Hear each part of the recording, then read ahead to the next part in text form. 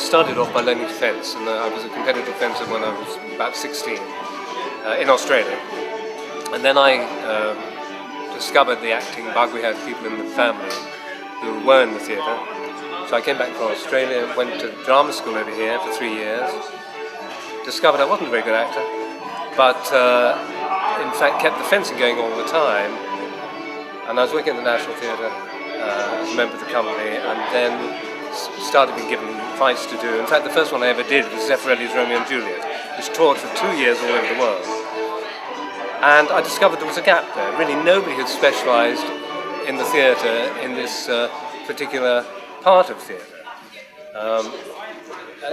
Later on, of course, it was the same with many aspects of theatre. The director would be the director, the lighting chap would also be the director, and actors did a lot as well. Nowadays you have specialists in everything, whether it's lighting or costume, whatever, but there was a gap in this, a niche to be filled in this particular area, because if you think back to old Hollywood, in those days you had, particularly in the swashbuckling films, you would have fencing masters choreographing for those wonderful Gene Kelly and Errol Flynn fights. But what you were actually seeing was fencing adapted to film. So a lot of pure fencing moves went in, a lot of repetitive moves went in, whereas nowadays I would try to make, give as much variety to the choreography of the blade play as possible. You didn't see an awful lot of that at the time in the Hollywood films. They were spectacular, they were wonderful. Pieces of spectacle, really, more than to do with character. So I was keen to fill in, to do with character. I was keen to make it more realistic, the fighting that was done in the period films, and was just fortunate enough, very fortunate, to be given the opportunity to do it.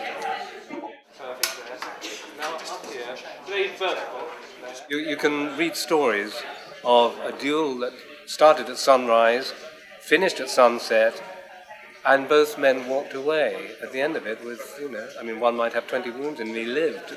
Some of his ears bitten off and he lived. What they were doing, they certainly couldn't have been fighting non-stop.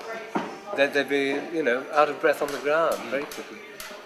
If you're doing it on film, of course it's got to be interesting and exciting. You couldn't have nothing happening from sunrise to sunset. It wouldn't go down very well. It allows freedom, of course, for people like me too, and the actors to develop something which works for the cinema, which works not for the cinema, for the story and the plot.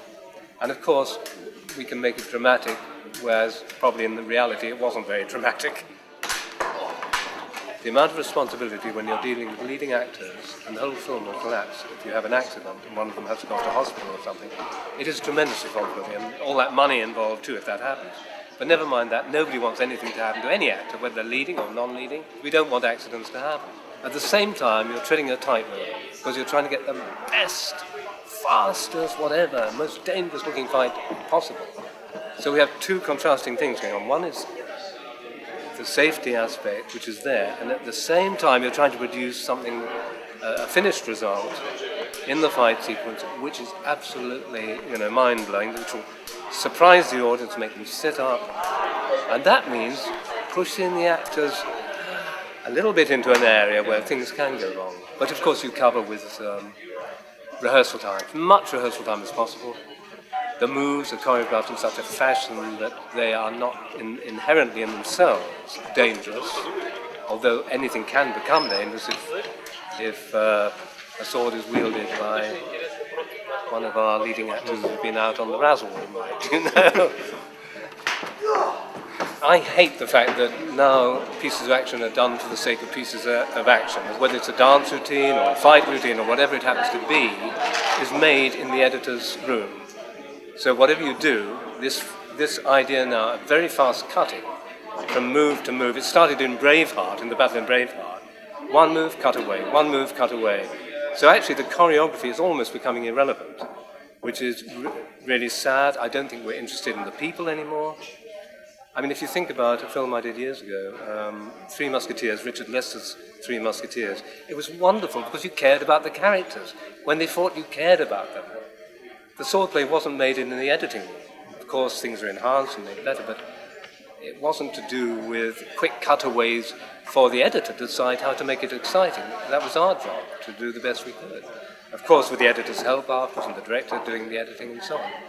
But this fast cutaway is a real, killer, as they say.